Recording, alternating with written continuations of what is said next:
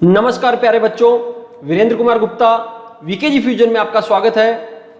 पृष्ठीय रसायन चल रहा है, बहुत लंबा हो गया है।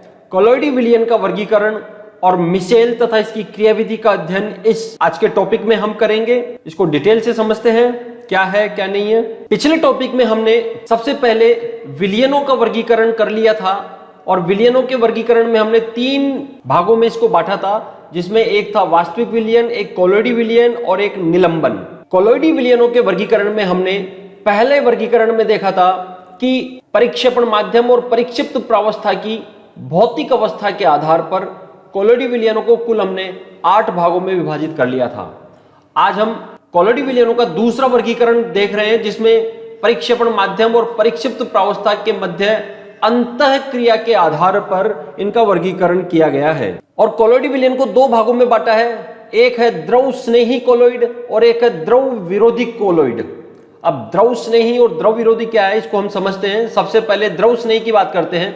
वे कोलोइडी विलयन जिनमें परिक्षेपण माध्यम के कण परिक्षिप्त प्रावस्था के कणों से आकर्षण रखते हैं, यानी परिक्षेपण माध्यम ऑलरेडी हमने ले रखा है और उसके अंदर हम जब परिक्षिप्त प्रावस्था के कण डालते हैं तो परिक्षिप्त प्रावस्था के कण और परिक्षेपण माध्यम के कण दोनों एक दूसरे को आकर्षित करते हैं, एक दूसरे के मध्य इनमें आकर्षण होता है। तो इस प्रकार के कोलोइडी विलयनों को हम द्रव स्नेही कोलोइडी विलयन कहते हैं।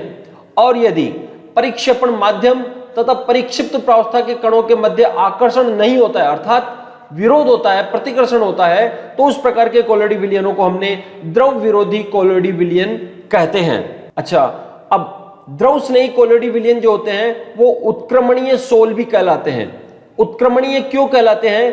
क्योंकि यदि परिक्षेपण माध्यम और परिक्षिप्त प्रावस्था को हम अलग अलग कर दें और फिर दोबारा उनका कोलोइडी विलयन बनाएं तो वापस बड़ी आसानी के साथ कोलोइडी विलयन तैयार हो जाता है। कुछ एक्स्ट्रा इसमें करने की हमारे को आवश्यकता नहीं पड़ती है। जबकि द्रव विरोधी कोलोइडी विलयन में यदि परिक्षेपण माध्यम और परिक्षिप्त प्रावस्था को अलग अलग कर दिया जाए और फिर वापस कोलोइडी विलयन उसका बनाने की आवश्यकता पड़े तो हम आसानी से नहीं बना सकते हैं। उसके लिए हमारे को फिर विशेष विधियों का उपयोग करना पड़ता है। इसीलिए हम बोलते हैं द्रव विरोधी कोलोइड अनुत्क्रमणीय प्रकृति के होते हैं। द्रव स्नेही कोलोइडों को हम आसानी से स्कंदित नहीं कर सकते हैं। स्कंदित क्यों नहीं कर सकते हैं? क्योंकि परिक्षेपण माध्यम और परिक्षिप्त प्रावस्था के कणों के मध्य आकर्षण होता है, जिसके कारण से हम यहां से परिक्षिप्त प्रावस्था के कणों को अलग नहीं कर पाते हैं। इसीलिए ये स्कंदित नहीं होते हैं आसानी से। जबकि द्रव विरोधी कोलोइडों को थोड़ा सा भी यदि हम विद्युत अपघट्य डाल दें तो थोड़ी सी मात्रा से ही परिक्षिप्त प्रावस्था के कण स्कंदित हो जाते हैं।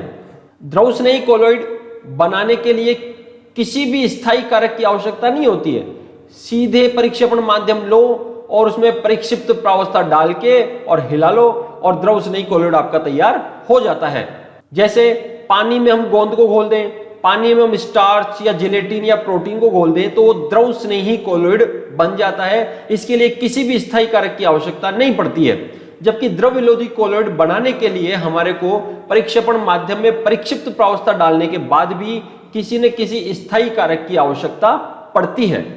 द्रव स्नेही कोलोइड में परिक्षेपण माध्यम यदि जल है तो उसे हम जल स्नेही कोलोइड भी कहते हैं, और यदि द्रव विरोधी कोलोइड में परिक्षेपण माध्यम जल है तो उसे जल विरोधी कोलोइड के नाम से जाना जाता है। यानी अपना विलायक या जिसको हम परिक्षेपण माध्यम कहते हैं उसके आधार पर उस कोलोइड का नाम दे दिया जाता है। द्रव स्नेही कोलोइड के उदाहरण हमने देख लिए हैं। द्रव विरोधी कोलोइड के उदाहरण में जैसे सोना, धातुओं के ऑक्साइड, धातुओं के सल्फाइड, इनका यदि कोलोइडी विलयन बनाया जाता है तो वो कोलोइडी विलयन हमेशा द्रव विरोधी कोलोइडी विलयन होते हैं। तो ये द्रव स्नेही और द्रव कोलोइडी, ये द्रव स्नेही कोलोइड और द्रव विरोधी कोलोइड की सामान्य जानकारी थी। अब इनमें बेसिक डिफरेंस हम देख लेते हैं कि इनमें अंतर क्या होता है। तो सबसे पहला अंतर तो इसकी निर्माण की विधि की बात कर ले। हमने कहा द्रव स्नेही कोलोइड को बनाने के लिए किसी विशेष विधि की आवश्यकता नहीं है। सीधे परिक्षेपण माध्यम में परिक्षिप्त प्रावस्था को मिला दीजिए और सीधे हम द्रव स्नेही कोलोइडी विलयन या द्रव रागी कोलोइडी विलयन बना सकते हैं। जबकि द्रव विरोधी कोलोइडी विलयन बनाने के लिए हमारे को विशेष विधियों का उपयोग करना पड़ता है। बात करें गुणों की, प्रकृति की, तो प्रकृति हमने पहले ही कहा कि द्रव स्नेही कोलॉइड उत्क्रमणीय प्रकृति का होता है, जबकि द्रव विरोधी कोलॉइड अनुत्क्रमणीय प्रकृति का होता है। दृश्यता में बात करें, अल्ट्रा माइक्रोस्कोप से हम द्रव स्नेही कोलॉइडी विलयन के कणों को नहीं देख सकते हैं, जबकि द्रव विरोधी कोलॉइडी विलयन को अल्ट्रा माइक्रोस्कोप से देखा जा सकता है, क्योंकि परिक्षेपण माध्यम और परिक्षिप्त प्रावस्था के कणों में कोई आकर्षण होता नहीं है, दूर दूर रहते हैं, इसलिए आसानी से दिखाई दे जाते हैं। बात करें इनके स्थायित्व की, तो जाहिर सी बात है परिक्षेपण माध्यम और परिक्षिप्त प्रावस्था के कण में आकर्षण होता है, इसीलिए द्रव स्नेही कोलॉइड अधिक स्थायी होते हैं, जबकि द्रव विरोधी कोलॉइड को स्थायी कारक मिलाकर के और उनको स्थायी बनाना पड़ता है। विद्युत अपघट्य मिलाने पर क्या होगा? द्रव स्नेही कोलॉइड का यदि हमारे को स्कंदन करना है, अवक्षेपण करना है, तो विद्युत अपघट्य की बहुत अधिक मात्रा हमारे को मिलानी पड़ती है, जबकि द्रव विरोधी कोलॉइडों का स्कंदन या अवक्षेपण करने के लिए थोड़ी सी मात्रा भी हम विद्युत अपघट्य की मिला देते हैं तो उसका अवक्षेपण हो जाता है या स्कंदन हो जाता है। श्यानता को सीधी सीधे भाषा में हम बोले तो गाढ़ापन बोलते हैं, यानी यहां द्रव स्नेही कोलॉइड में परिक्षेपण माध्यम से अधिक श्यानता होती है इस कोलॉइडी विलयन की, यानी परिक्षेपण माध्यम हमने पहले ले लिया है, उस परिक्षेपण माध्यम की जो श्यानता है द्रव स्नेही कोलॉइड बनने के बाद जो विलयन प्राप्त हुआ है उसकी श्यानता ज्यादा अधिक होती है। जबकि इसमें हम बात करें द्रव विरोधी कोलॉइड में तो परिक्षेपण माध्यम के बराबर ही कोलॉइडी विलयन की श्यानता होती है। पृष्ठ तनाव में थोड़ा सा उल्टा होता है, परिक्षेपण माध्यम से कम पृष्ठ तनाव कोलॉइडी विलयन का हो जाता है, द्रव स्नेही कोलॉइड का हो जाता है, जबकि द्रव विरोधी कोलॉइड में पृष्ठ तनाव पर भी कोई फर्क नहीं पड़ता है। परिक्षेपण माध्यम और कोलॉइडी विलयन दोनों के पृष्ठ तनाव लगभग समान होते हैं। टिंडल प्रभाव द्रव स्नेही कोलॉइड बड़ी आसानी से टिंडल प्रभाव दिखा देते हैं, लेकिन द्रव विरोधी कोलॉइड टिंडल प्रभाव नहीं दिखा पाते हैं। और लास्ट में हम बात करें इसके जल योजन की, तो द्रव स्नेही कोलॉइड आसानी से जल योजित हो जाते हैं, अत्यधिक जल योजन इनमें होता है, जबकि द्रव विरोधी कोलॉइड जल योजित नहीं होते हैं। अब हम बात करते हैं तीसरे वर्गीकरण की, जिसमें परिक्षिप्त प्रावस्था के कणों के आकार के आधार पर वर्गीकरण किया गया है कि परिक्षिप्त प्रावस्था यानी परिक्षेपण माध्यम के अंदर परिक्षिप्त प्रावस्था मिलाते हैं, उस प्रावस्था के कणों का आकार कैसा है उस आधार पर तीन भागों में बांटा है, जिसमें सबसे पहला है बहुआण्विक कोलॉइड, दूसरा है वृहद आणविक कोलॉइड और तीसरा होता है संगुणित कोलॉइड। इन तीनों कोलॉइड के बारे में विस्तार से हम जानकारी प्राप्त करते हैं। सबसे पहले हम बात करते हैं बहुआण्विक कोलॉइड की। अब बहुआण्विक कोलॉइड क्या होता है बच्चों, ध्यान से समझना। इसमें जब हम परिक्षेपण माध्यम में परिक्षिप्त प्रावस्था के कण मिलाते हैं तो उन कणों का आकार 1 नैनोमीटर से छोटा होता है। 1 नैनोमीटर से छोटा होता है, इसका मतलब इन कणों का आकार वास्तविक विलयन में विलेय के कणों के साइज के अनुसार है, इसीलिए कोलॉइडी विलयन यहां पर सीधा सीधा नहीं बनता है। लेकिन चूंकि कोलॉइडी विलयन की ही हम बात कर रहे हैं तो कोलॉइडी विलयन बनाने के लिए विशेष कंडीशन यहां पे लगती है। इसमें क्या होता है, बहुत सारे ऐसे छोटे छोटे कण एक दूसरे के पास पास आ जाते हैं और पास पास आकर के एक समूह का निर्माण करते हैं, बड़े समूह का निर्माण कर लेते हैं, और इस बड़े समूह का जो आकार होता है वो 1 नैनोमीटर से 1000 नैनोमीटर के मध्य हो जाता है, अर्थात कोलॉइडी कणों के आकार के अनुसार हो जाता है, तब जाके हमारे को कोलॉइडी विलयन प्राप्त हो जाता है। तो यहां बहुआण्विक कोलॉइडी विलयन की हम बात करें कि वे कोलॉइडी विलयन जिनमें कोलॉइडी कणों की सीमा से छोटे आकार के परमाणु होते हैं और ये परमाणु आपस में एक दुर्बल वान डेर वाल्स बल से जुड़ जाते हैं। यहां पर अपन ने बात की छोटे छोटे कण हैं, ये आपस में वान डेर वाल्स बल से जुड़ करके और बहुआण्विक कोलॉइड का निर्माण कर लेते हैं। तो इस तरह से बहुआण्विक कोलॉइड हमारे को प्राप्त होता है। जैसे उदाहरण हम देखें, यहां सल्फर है, सल्फर युक्त सोल का हम निर्माण करते हैं। सल्फर का जो आकार होता है वो 1 नैनोमीटर से भी कम होता है, इसीलिए सीधा कोलॉइडी नहीं बनाता है। लेकिन सल्फर के छोटे छोटे कण आपस में मिलकर समूहित हो जाते हैं। लगभग 1000 से अधिक सल्फर के अणु आपस में मिल जाते हैं और कोलॉइडी विलयन का निर्माण करते हैं। इसी प्रकार से स्वर्ण सोल या गोल्ड सोल का निर्माण भी इसी तरह से होता है। इसमें जो गोल्ड होता है Au गोल्ड के छोटे छोटे कण आपस में मिलकर के और बड़े समूह का निर्माण कर लेते हैं, जिनका आकार कोलोइडी कणों के आकार अर्थात 1 नैनोमीटर से 1000 नैनोमीटर के बीच में हो जाता है और इस तरह से बहुआण्विक कोलोइड हमारे को प्राप्त होता है। जैसे हम देखें, ये पहली स्थिति में आपको बता रहा हूं, इस पहली स्थिति में ये कण दूर दूर है, जैसे जैसे ये पास पास आते हैं और पास पास आकर के समूहित होने लग जाते हैं। जब ये समूहित हो जाते हैं तो समूहित होने के बाद फिर फाइनल इस तरह की स्टेज हमारे को प्राप्त हो जाती है, जिनका आकार 1 नैनोमीटर से 1000 नैनोमीटर के बीच में हो जाता है, अर्थात इनके साइज कोलोइड कणों के साइज के जैसा हो जाता है और इस तरह से एक कोलोइडी विलयन तैयार हो जाता है। वृहद आणविक कोलोइड की दूसरा वृहद आणविक कोलोइड, वृहद नाम से पता चल रहा है बड़ा है, यानी इनमें परिक्षिप्त प्रावस्था के जो कणों का आकार है वो कोलोइड कणों के आकार के समान ही अर्थात 1 नैनोमीटर से 1000 नैनोमीटर के बीच होता है। तो इसमें कुछ करने की आवश्यकता नहीं होती है, यह सीधा सीधा हमारा शुद्ध कोलोइडी विलयन होता है और इस शुद्ध कोलोइडी विलयन को हम वृहद आणविक कोलोइड के नाम से जानते हैं। हम देखें, इसमें किसी उचित विलायक में घोलने पर जो विलयन प्राप्त होता है उसमें वृहद अणुओं का आकार कोलोइडी सीमा में ही होता है। कोलोइडी सीमा मैंने बताई आपको 1 नैनोमीटर से 1000 नैनोमीटर की सीमा में ही होता है। ऐसे विलयनों को वृहद आणविक कोलोइड के नाम से हम जानते हैं। ये स्थायी और उच्च अणुभार वाले बहुलक होते हैं। इनके कुछ उदाहरण देखें हम, प्राकृतिक और संश्लेषित दोनों प्रकार के उदाहरण देखेंगे। प्राकृतिक उदाहरणों में स्टार्च जो कि आलू और चावल में होता है, सेलुलोज, प्रोटीन, एंजाइम, ये सब वृहद आणविक कोलोइड के प्राकृतिक उदाहरण हैं। इसी तरह से संश्लेषित उदाहरणों में पॉलीथीन, नायलॉन, पॉलीस्टाइरीन और संश्लेषित रबड़, ये संश्लेषित वृहद आणविक कोलोइड के उदाहरण होते हैं। तो इस तरह से 2 हो गए हैं और अब तीसरे की बात करते हैं, संगुणित कोलोइड। अब संगुणित कोलोइड थोड़ा सा ध्यान से समझना बच्चों, बड़ा आनंद आएगा पढ़ने में। वे पदार्थ जो निम्न सांद्रता परतों, यानी जब हम उनकी कम मात्रा डालते हैं, जब तो वो सामान्य विद्युत अपघट्य के समान व्यवहार करते हैं, नॉर्मल विद्युत अपघट्य यानी वास्तविक विलयन के समान वो व्यवहार करते हैं, लेकिन जब उनकी उच्च सांद्रता डाली जाती है तब वो कोलोइड के समान कार्य करने लग जाते हैं। तब ऐसे कोलोइडी विलयनों को हम संगुणित कोलोइड या सहचारी कोलोइड कहा जाता है और इन्हें मिशेल के नाम से भी जानते हैं बच्चों।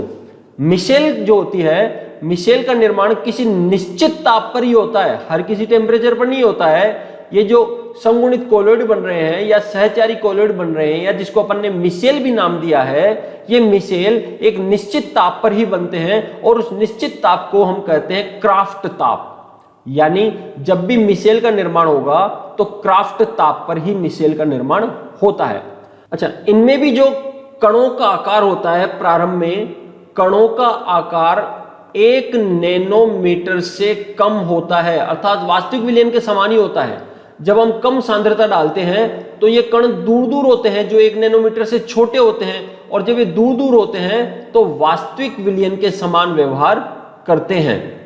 लेकिन जब हम एक निश्चित सांद्रता से ज्यादा सांद्रता हम डाल देते हैं, यानी अधिक सांद्रता हम जब इसकी डालते हैं, डालने के बाद फिर ये छोटे छोटे कण समूहित हो जाते हैं और समूहित होकर के और मिशेल का निर्माण कर लेते हैं।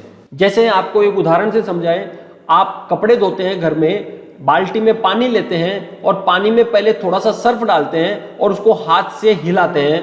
तो आप शुरू में देखते हैं जब हम कम सर्फ डालते हैं तो हम पानी के अंदर अंगुलियों को चलाकर रगड़ कर देखते हैं कि कोई चिकना चिकना हुआ कि नहीं हुआ पानी। बिल्कुल हम ऐसा करते हैं जब कपड़े धोते हैं। अपने मम्मी से या सिस्टर से पूछना कि जब सर्फ डालते हैं बाल्टी के अंदर तो हम हाथ लगाकर देखते हैं कि पानी चिकना हुआ या नहीं हुआ। जब तक पानी चिकनाहट नहीं आती है सर्फ डालने के बाद, तब तक वो वास्तविक विलयन ही है बच्चों।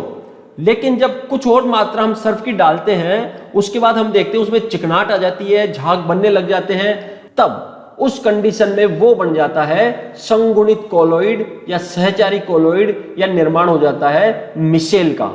और एक मिशेल का जब निर्माण होता है तो उसमें एक मिशेल में 100 या उससे अधिक अणु आपस में जुड़ करके और इस तरह से संगुणित हो जाते हैं, जुड़ जाते हैं और मिसेल का निर्माण करते हैं। अब उच्च सांद्रता पर, जैसा कि अपन ने कहा, कम सांद्रता पर तो वास्तविक विलयन के समान व्यवहार करता है। उच्च सांद्रता पर विलयन में कोलोइडी कणों का क्या हो जाता है, संगुणन, और जिससे एक पिंजर के समान संरचनाएं बन जाती है। उस पिंजर के समान संरचना को ही हम बोलते हैं मिसेल। जैसे यहां पर ये संरचना बन गई है, ये साबुन के अणु है, ये समझ लीजिए, और साबुन के अणु आपस में एक निश्चित सिरे से एक दूसरे के नजदीक आकर के और समूहित हो जाते हैं और एक पिंजरे के समान संरचना बना लेते हैं। इस पिंजरे के समान संरचना को ही मिसेल कहा जाता है। इसके बारे में हम डिटेल से अभी बात करेंगे, लेकिन इससे पहले हम बात करते हैं सीएमसी की, जिसको बोलते हैं क्रिटिकल मिसेल कंसंट्रेशन,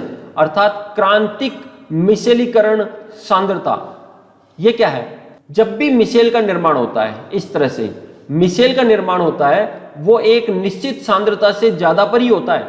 मैंने अभी आपको कुछ समय पहले बताया था, जब हम सर्फ की कम मात्रा डालते हैं तो पानी में चिकनाहट नहीं आती है, तब तक वो कौन सा विलयन है बच्चों? तब तक वो वास्तविक विलयन होता है।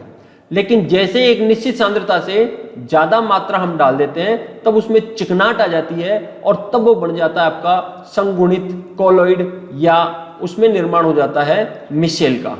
तो एक निश्चित सांद्रता से ज्यादा सांद्रता पर ही मिसेल का निर्माण होता है। उस सांद्रता को ही क्रांतिक मिसेलीकरण सांद्रता या क्रिटिकल मिसेल कंसंट्रेशन कहा जाता है।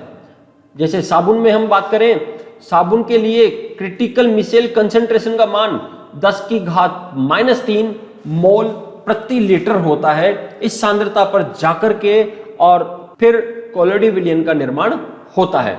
इसी में हम आगे की तरफ चलें, मिसेल निर्माण किस तरह से होता है। अभी अपन ने मिसेल देखी, उसकी क्रियाविधि क्या है, उसको हम विस्तार से समझने का प्रयास करते हैं।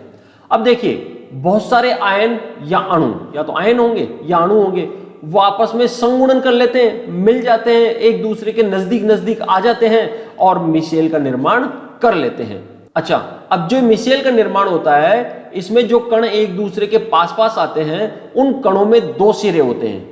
एक सिरा होता है द्रव स्नेही सिरा और एक होता है द्रव विरोधी सिरा। दोनों सिरे यहां पर उपस्थित होते हैं और ऐसे अणुओं को हम पृष्ठ सक्रिय अणु कहते हैं। जिन अणुओं में द्रव स्नेही सिरा और द्रव विरोधी सिरा दोनों प्रकार के सिरे होते हैं, उन अणुओं को पृष्ठ सक्रिय अणु के नाम से भी जाना जाता है। अब इसको एक उदाहरण से हम समझते हैं। देखिए, सोडियम स्टीरेट होता है। सोडियम स्टीरेट, ये आपका सोडियम स्टीरेट है, C17H35COO Na, ये इसका पूरा फॉर्मूला होता है। सोडियम स्टीरेट इसको कहा जाता है। 17 कार्बन तो ये होते हैं और एक कार्बन का COO Na यहां पर उपस्थित होता है। ये सोडियम स्टीरेट साबुन का एक भाग है। जब इसको पानी में घोला जाता है तो इसमें से सोडियम आयन अलग हो जाता है और स्टीरेट आयन अलग हो जाता है। अब देखिए, यहां पर ये स्टीरेट आयन हो गया पूरा, जिस पर ऋणावेश है, और ये सोडियम आयन अलग हो गया है जिस पर धनावेश है, अर्थात धनायन और ऋणायन पानी के अंदर अलग अलग हो जाते हैं। आयनीकरण यहां पर हो जाता है। अब ये जो स्टीरेट आयन होता है C17H35, ये जल विरोधी सिरा कहलाता है सोडियम स्टीरेट का। ये जल के साथ कोई स्नेह नहीं करता है क्योंकि ये कार्बनिक भाग है और कार्बनिक भाग अकार्बनिक जल के साथ कोई भी स्नेह नहीं रखता है, इसीलिए ये सिरा कहलाता है जल विरोधी सिरा। जबकि ये दूसरा वाला जो सिरा है, ये सिरा जल स्नेही सिरा कहलाता है क्योंकि इस पर आवेश उपस्थित है और अकार्बनिक जल में भी आवेश होते हैं, तो ये एक दूसरे की तरफ आकर्षित होते हैं, अर्थात ये वाला सिरा जल स्नेही सिरा कहलाता है। तो भाई बच्चों, दो भाग हो गए हैं, जल विरोधी सिरा हो गया है और जल स्नेही सिरा हो गया है। ये आपको ध्यान में रखना है, इसी के बेस पर हम आगे समझेंगे। अब देखिए, होता क्या है, उच्च सांद्रता पर, क्योंकि अपन ने कहा कम सांद्रता पर तो वास्तविक विलयन होता है, लेकिन जब उच्च सांद्रता ली जाती है, उस कंडीशन में ये स्टीरेट आयन गोलीय रूप में पुंजित हो जाते हैं, समूहित हो जाते हैं। इस प्रकार से समूहित होते हैं कि इनका जो हाइड्रोकार्बन वाला सिरा, जिसको हम अध्रुवीय सिरा या जल विरोधी सिरा कहते हैं, वो जल विरोधी सिरा केंद्र की तरफ होता है तथा COO- वाला सिरा जिसको हमने अध्रुवीय या जल स्नेही सिरा कहा है, वो बाहर की तरफ इंगित होता है। अब यहां पर आप देखिए, ये हमने स्टीरेट आयन को इस तरह से दिखाया है। ये स्टीरेट आयन यहां पर ये जल स्नेही वाला सिरा है COO-, और ये पीछे जो पूंछ दिखाई दे रही है आपको, ये जल विरोधी वाला भाग हमने इंडिकेट किया है। तो आप यहां देख सकते हैं कि जो जल विरोधी सिरा होता है वो केंद्र की तरफ इंडिकेट है, जबकि जल स्नेही सिरा बाहर की तरफ रहता है। तो इस प्रकार से व्यवस्थित हो जाते हैं, संगुणित हो जाते हैं, और इस प्रकार से बनी हुई मिसेल को हम आयनिक मिसेल के नाम से जाना जाता है। आयनिक क्यों कहा? क्योंकि इस पर आवेश उपस्थित है, इसीलिए आयनिक मिसेल कहलाता है। इसी प्रकार की मिसेल सोडियम पामिटेट या सोडियम लॉरिल सल्फेट के साथ भी बन सकती है, क्योंकि ये भी सर्फ के ही पार्ट है, सर्फ भी इनसे तैयार किया जाता है। अब इसमें होता क्या है, आप नीचे देख रहे हैं कि यहां पर ये स्टीरेट आयन है, ये स्टीरेट आयन दूर दूर है, पूरे विलयन में है। धीरे धीरे ये क्या करते हैं, जल विरोधी सिरा जो है इनका, वो एक दूसरे के नजदीक आने लग जाते हैं, और एक दूसरे के नजदीक आकर के और इस तरह से ये एक दूसरे को पास आकर के और समूहित हो जाते हैं, संगुणित हो जाते हैं, और एक पुंज का निर्माण कर लेते हैं। और इस तरह से जो पुंज बन जाता है, इस पुंज को ही हमने नाम दे दिया है मिसेल। और फाइनली फिर हमारे को इस तरह से एक मिसेल प्राप्त हो जाती है। एक ही मिसेल प्राप्त नहीं होती है, ऐसी एक मिसेल और इसी तरह से बहुत सारी मिसेलें यहाँ पर उस विलयन के अंदर तैयार हो जाती है। तो इस तरह से ये मिसेल वाला पार्ट हुआ। अब हम बात करते हैं कि साबुन के शोधन की क्रियाविधि क्या है। गंदे कपड़े होते हैं हमारे, उन गंदे कपड़ों को साबुन किस प्रकार से साफ कर देता है, इसको समझने का हम प्रयास करते हैं। अब देखिए, वैसे तो जो हमारे कपड़े होते हैं उन कपड़ों पर गंदगी लग जाती है। सामान्यतः वो जो गंदगी होती है वो तेलीय गंदगी होती है। ध्यान रखना, कौन सी गंदगी होती है बच्चों? तेलीय, ऑयली होती है। और ऑयली चीज जो भी होती है वह कार्बनिक होती है, और कार्बनिक होती है इसका मतलब वह जल विरोधी होती है, जल विरोधी होती है। तो इस तरह से यहां जो चिकनाई लगेगी वो चिकनाई जल विरोधी होती है। ध्यान रखना इस बात को। अब जल विरोधी चिकनाई इसके ऊपर लग जाती है, और इस जल विरोधी चिकनाई पर साबुन का जो जल विरोधी सिरा है वो आकर के उससे चिपक जाता है, क्योंकि भाई एक दूसरे के भाई बंधों को तो सब याद करते ही हैं, सब गले मिलते ही हैं। तो यहां पर आप देखिए नीचे चित्र में यह चिकनाई कपड़े पर लगी हुई है, और जो कि एक जल विरोधी होती है, चिकनाई भी क्योंकि कार्बनिक यौगिक होता है। तो इस जल विरोधी स्थान पर जो अपना स्टीरेट आयन है उसका भी जल विरोधी भाग आकर के जुड़ जाता है, क्योंकि भाई भाई को याद करेगा, गले लगेगा, और इस तरह से एक मिसेल का निर्माण यहां पर हो जाता है। और वो जो पूरी गंदगी है, यानी वो जो हमारा गंदगी लगी हुई थी कपड़े के ऊपर तेल बूंद के रूप में, वो तेल की बूंद चारों तरफ से गिर जाती है मिसेल, और मिसेल के भी जल विरोधी भाग से। अब ये एक दूसरे के जन्म जन्म के नातेदार हो गए हैं, रिश्तेदार हो गए हैं। अब जहां पर ये तेल की बूंद जाएगी वहीं पर ये स्टीरेट आयन भी जाएगा साथ में। इसीलिए जब हम कपड़े धोते हैं, हाथ से रगड़ते हैं या ब्रश लगाते हैं, तो ब्रश लगाने पर इस सर्फ के साथ साथ ये तेल की बूंद भी वहां से निकल करके अलग हो जाती है, और इस प्रकार से कपड़े हमारे साफ सुंदर धुल जाते हैं। अब इसमें अपन क्या लिखा हुआ है देखते हैं। साबुन के अणु तेल की बूंदों के चारों तरफ मिसेल का निर्माण कर लेते हैं, जैसा कि हमने यहां पर पढ़ा। इसमें स्टीरेट आयन का जल विरोधी सिरा तेल की बूंद के अंदर चला जाता है, ये इसके साथ भाई बंधु गले मिल जाते हैं, और जल स्नेही वाला जो भाग है वो बाहर की तरफ निकला हुआ रहता है। जब हाथ से मसलते हैं या गर्म जल में उबालते हैं तो तेल या चिकनाई की बूंदें कपड़े से हटकर और जल में चली जाती है, और सतह से गंदगी साफ हो जाती है। लेकिन अभी आप एक बात सुनिए, जैसे यहां पर हम देख रहे हैं, ये कपड़ा ले लिया हमने, इस कपड़े के ऊपर ये गंदगी है यहां पर, और ये स्टीरेट है। धीरे धीरे ये स्टीरेट आयन क्या होंगे, इसके चारों तरफ आकर के और इस गंदगी के द्रव विरोधी भाग से जुड़ जाएंगे, और जुड़ करके इस तरह से मिसेल का निर्माण कर लेंगे। तो ये मिसेल जो बगल में हमारी तैयार हो गई है, ये मिसेल तैयार हो गई है। जब भी आप कपड़े धोगे, इसको यहां से रगड़ोगे तो साबुन के साथ साथ ये जो मिसेल है वो मिसेल भी वहां से हट जाती है और हमारे कपड़े बिल्कुल साफ सुथरे हो जाते हैं। लेकिन अब एक बात ध्यान रखना, ये प्रश्न कई बच्चे पूछते हैं कि सर गंदगी तो अभी पानी के अंदर ही है, फिर वो कपड़ों के वापस क्यों नहीं चिपकती है? एक लॉजिक प्रश्न है, लेकिन इसकी बात आप समझिए कि ये एक मिसेल है। इस मिसेल में आप देखिए चारों तरफ ऋणावेश सिरा है, बाहर की तरफ ऋणावेशित सिरा है। इसी तरह से दूसरी मिसेल होगी, उसमें भी चारों तरफ बाहर की तरफ ऋणावेशित सिरा होगा। इसी तरह से तीसरी होगी, उसमें भी चारों तरफ बाहर की तरफ ऋणावेशित सिरा होगा। ये एक दूसरे को प्रतिकर्षित करते हैं, इसीलिए गंदगी वापस एक जगह चिपकती नहीं है और वो अलग अलग ही बनी रहती है और इस तरह से हमारे कपड़े बिल्कुल साफ और सुंदर हो जाते हैं। तो इस तरह से ये कोलोइडी विलयनों का वर्गीकरण समाप्त होता है। उम्मीद करता हूं आपको टॉपिक पसंद आएगा। इसी तरह के और टॉपिक देखते रहने के लिए हमारे चैनल को सब्सक्राइब कीजिए, लाइक कीजिए और शेयर कीजिए। और किसी भी तरह की कोई भी बात हो तो आप हमें कमेंट बॉक्स में लिख भी सकते हैं। बहुत बहुत धन्यवाद।